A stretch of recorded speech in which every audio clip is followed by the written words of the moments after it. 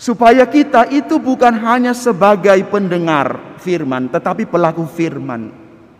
Pendengar itu enak ya. Sekarang saya bicara, Bapak Ibu duduk mendengar saya.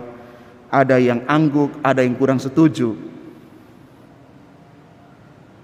Tetapi yang paling sulit adalah ketika orang menjadi pelaku firman itu menjalankan apa yang dibicarakan, termasuk saya. Itu sulit sekali. Sulit. Karena ajaran Yesus kalau Anda baca, Bapak Ibu, kadang-kadang manusiawi kita ini menolak untuk tidak bisa melakukan. Berat sekali. Contoh.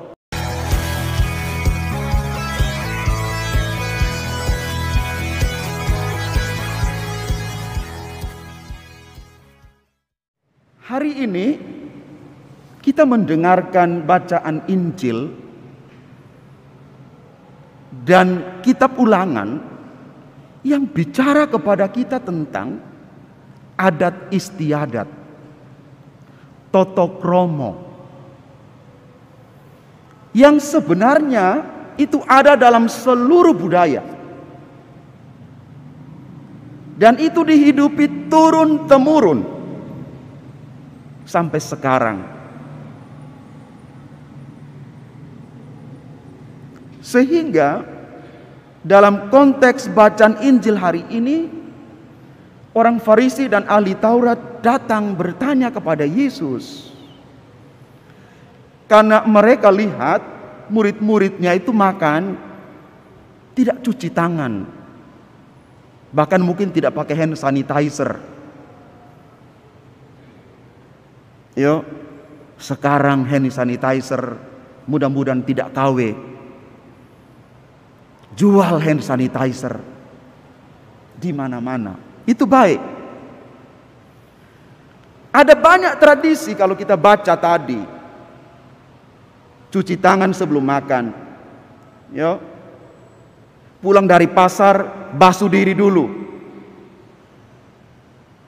Mereka tidak akan melakukan apapun sebelum mereka membasuh diri.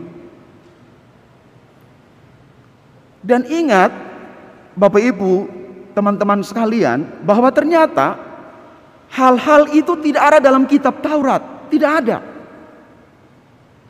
Ya, sekali lagi, tidak ada dalam kitab Taurat.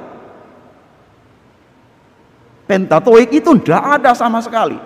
Yang ada yang mereka lakukan ini adalah adat istiadat nenek moyang turun-temurun. Ya, mari kita garis bawahi dulu supaya kita bergerak dari sana. Maka ketika mereka tanya kepada Yesus, Yesus menjawab mereka dengan satu kata yang keras sekali. Dan Yesus mengutip Nabi Yesaya, "Hai kamu orang munafik." Wow, munafik ya. Hai kamu orang munafik.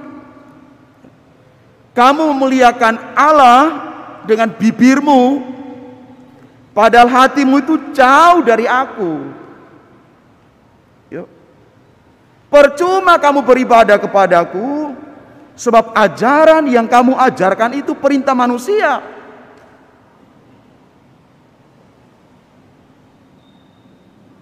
Perintah Allah kamu abaikan untuk berpegang pada adat istiadat manusia.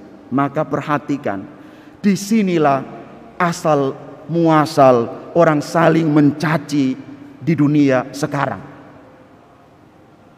Najis. Najis kau makan babi, najis. Dia tidak kira mulutnya sudah najis duluan. Karena Yesus mengatakan dalam bacaan Injil, bukan apa yang masuk. Ya, mari kita garis bawahi. Tetapi yang keluar itu, yang meluap dari hati, itu yang menajiskan orang. Bapak, Ibu, saudara dan saudari yang terkasih. Selanjutnya, bacaan kedua, Yakobus bicara kepada kita indah sekali, supaya kita itu bukan hanya sebagai pendengar firman, tetapi pelaku firman. Pendengar itu enak ya. Sekarang saya bicara, Bapak Ibu duduk mendengar saya. Ada yang angguk, ada yang kurang setuju. Tetapi yang paling sulit adalah ketika orang menjadi pelaku firman itu, menjalankan apa yang dibicarakan, termasuk saya, itu sulit sekali. Sulit. Karena ajaran Yesus kalau Anda baca, Bapak Ibu, kadang-kadang manusiawi kita ini menolak untuk tidak bisa melakukan. Berat sekali. Contoh, kalau orang tampar pipi kiri, beri pipi kanan. Coba bayangkan. Coba dibuat begitu. Coba silakan anak-anak. Bisa enggak kira-kira? Sulit. Sulit sekali. Kalau dia ajak kamu jalan 1 mil, jalan dengan dia 5 mil. Kalau dia ingin bajumu, buka semua, beri semua pada dia. Enak aja, tak beli sendiri kok, bukan kamu yang beli kan.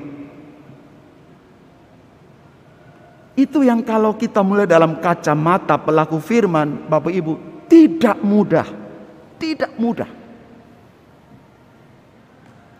Maka Bapak Ibu, kita minta Roh Kudus setiap hari supaya memampukan kita. Karena kita saja terbatas.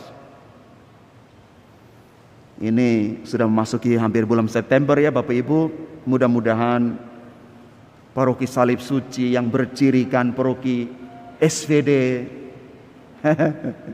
yang katanya serikat sabda Allah. Seorang pastor teman saya mengatakan, "Oi, kami SVD itu kitab suci adalah istri kami." Oh, hebat sekali. Aku tidur meluk kitab suci. Wow, hebat. Ya bisa jadi kamu peluk kitab suci, kuliti kitab suci, bedah kitab suci, belajar kitab suci sampai rontok kepala ini. Tapi belum tentu aku itu pelaku firman. Belum tentu. Mari ingat, orang Farisi dan ahli Taurat ini kelompok luar biasa dalam bangsa Yahudi. Mereka sangat tahu baik tentang Taurat. Tahu baik. Tetapi kenapa Yesus menguliti mereka, mengkritisi mereka, supaya mereka punya pola hidup berubah. Bukan hanya bicara pada orang, mengubah orang, tetapi mereka harus mulai turun ke dalam diri supaya mereka juga berubah.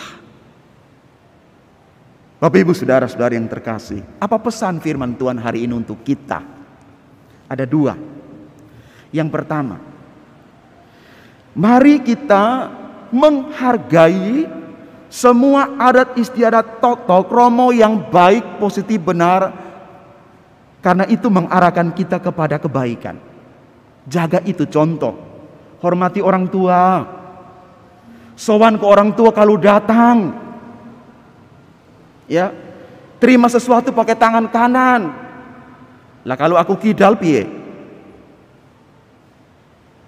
Segala hal baik, hormati yang lebih tua. Itu hal-hal baik. Maka jaga, lakukan kebaikan itu. Tetapi jangan lupa firman Allah dijalankan. Pesan yang kedua, mari kita belajar untuk setia kepada halal jasmani, ya. Tetapi di sisi lain kita peka pada hal-hal rohani. Masa pandemi masih panjang, Bapak Ibu, teman-teman sekalian, masih panjang sekali. Kadang-kadang kita hilang harapan, tapi mudah-mudahan kita tidak hilang harapan di tengah masa ini. Amin. Kita punya keyakinan bahwa ada harapan bahwa badai ini akan berlalu karena kita punya kekuatan iman itu. Karena itu mari Bapak Ibu, saudara-saudari yang terkasih, setiap hari kita menajamkan mata rohani kita, pendengaran kita, bukan sebagai pendengar saja, tetapi pelaku firman yang hidup. Mari kita menguji, saya sudah jadi pelaku firman yang benar belum? Uji diri sendiri. Saya sudah bisa mengasihi belum? Sudah bisa mengampuni belum? Sudah hidup dalam damai sejahtera belum? Coba lihat. Aku membawa sukacita dalam keluargamu, kau belum lihat itu? Kalau belum, Bapak Ibu, mari kita berjuang bersama-sama. Mungkin kita masih sebatas pendengar firman, belum sebagai pelaku firman. Tuhan memberkati kita sekalian. Amin.